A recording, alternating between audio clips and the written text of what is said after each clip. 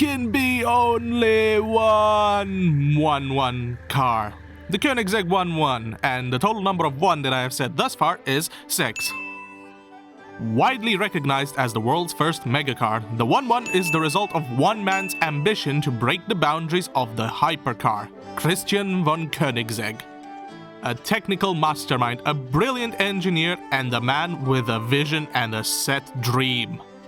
Not to mention that the von Koenigsegg lineage starts from Swabia in the 12th century. The work started in 1994 on the CC prototype, a car that was meant to exceed the standard set by the world's fastest car at the time, the McLaren F1. Inspired from the CC and the McLaren F1, von Koenigsegg and industrial designer David Crayford worked on this prototype for almost 8 years, resulting in the CC8S, and establishing Koenigsegg on the market of batshit insane hypercars, the likes of Pagani or Bugatti. The one we have today, the 1-1, was based on the Agera. The name comes from the fact that you have 1 horsepower per kilogram, a power-to-weight ratio unmatched in 2015 for a production car. And it is termed as the first megacar due to producing 1,360 PS, which is the equivalent of 1 megawatt, from the twin turbocharged 5-liter V8 that is common across the Agera line. The car also weighs just 1,360 kilos, achieving that by being more of a track car than a luxury hypercar. Boot space was sacrificed for better aerodynamics. The wheels are made of carbon fiber. The exhaust was 3D printed out of titanium, just to name a few ideas. The 1-1 also uses Koenigsegg's signature dihedral synchrohelix actuation doors, designed by von Koenigsegg to open high enough to avoid most curbs, but low enough to avoid garage ceilings. And they look just badass. That is just one of the genius ideas von Koenigsegg had, but I will get to them as we look at his different models in-game. The car set world records, the most incredible one being going from 0 to 300 km per hour to 0 in just under 18 seconds. Simply incredible. And to see if that is possible in-game, I will try it similarly now, but with traction control on, as the wheels have a tendency to, not respond in low gears. More on that later. And it was even faster than expected. Here is the clip edited and measured from start of movement to finished. Yes, impressive. Now let's see it take on the drumstick.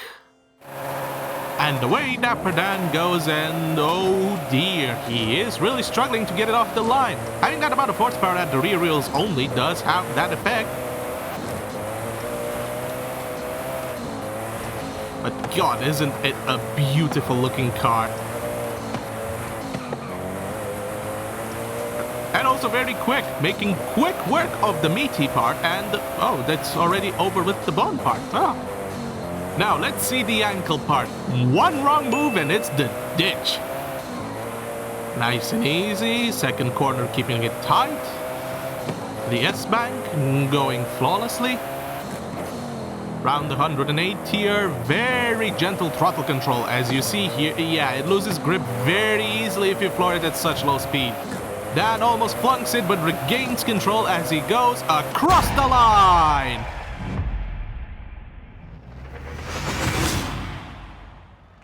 The Koenigsegg did the lap in 52 seconds 019, and this was the best lap that could be set. You must really master one of 2 TCs on this car, either traction control or throttle control. Traction is always better, as we have sent out Dan to do another lap with it on, and the result was 51 seconds 251, 3/4 of a second faster. It will not be considered, obviously, as we treat all cars equal, and most cars don't even have a traction control installed anyways. Oh, and here's another montage of me failing to drive. Now let's see the, fortunately it just spun around. The S-band going flawlessly, scratching the paintwork to go around the 100 and, it's a 360, it's a 360 now guys! Very gentle throttle control, as you could, yeah, just lost grip very easily, and it's going back to the forest it came from in Sweden. Excuse it while it does that.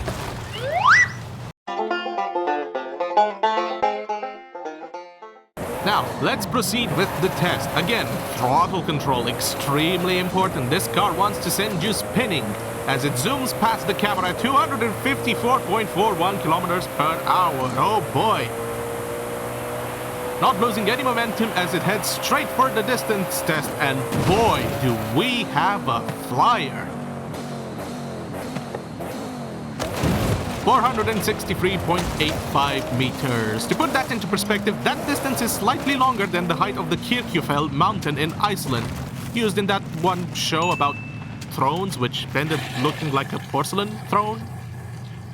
Now then, let's see where the Koenigsegg stacks up on the leaderboards.